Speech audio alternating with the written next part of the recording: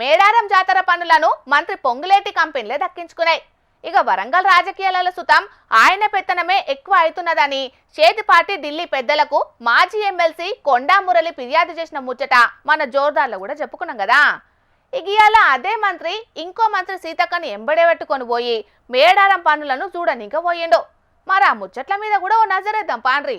Master plan ప్రకారం 2012 కోట్ల రూపాయలతోని మేడారంను అభివృద్ధి చేసేటందుకు సీఎం రేవంత్ అన్న శంకుబండేసిన కానుంచి పనులు షురూ చేసిండ్రు కదా.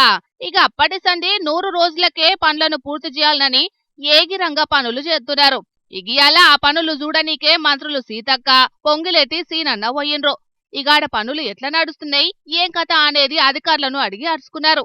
అట్లనే ఇంకేం చేయాలనే దాని మీద కూడా అధికారులకు సూచనలు కూడా చేసిండ్రు. అటెంక ఆడ మీటింగ్ పెట్టి గిట్లా మాట్లాడుకొచ్చిండు మంత్రి పొంగులేటి సీనన్న.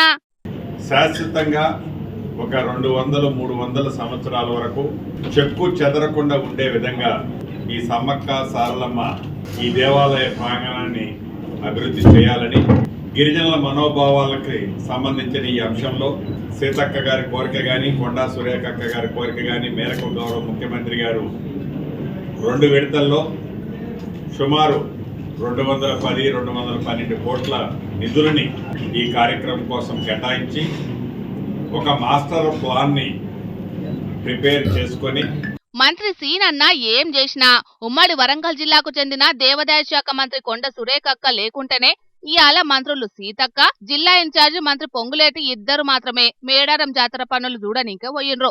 మొన్నట్లా మాజీ ఎమ్మెల్సీ కొండ మురళి చేతిపాటి పెద్దలకు ఫిర్యాదు చేసుడు, ఇయాల మంత్రి కొండ సురేఖ మేడారానికి రాకపోవుడు చూస్తుంటే ఇద్దరి నడుమ రచ్చ పెద్దగానే అయ్యేటట్టు కానొస్తున్నది.